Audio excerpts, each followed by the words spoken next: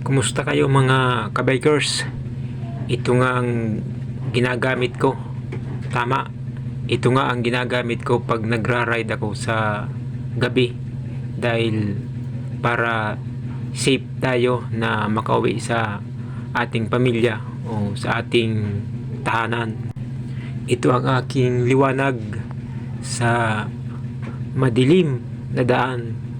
Ayan, ikakabit ko po siya dito sa manibela ng aking mountain bike.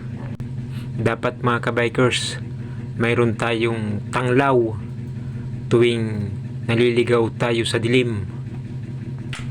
Super Fire. Tama. Super Fire nga po ang kanyang pangalan. At waterproof.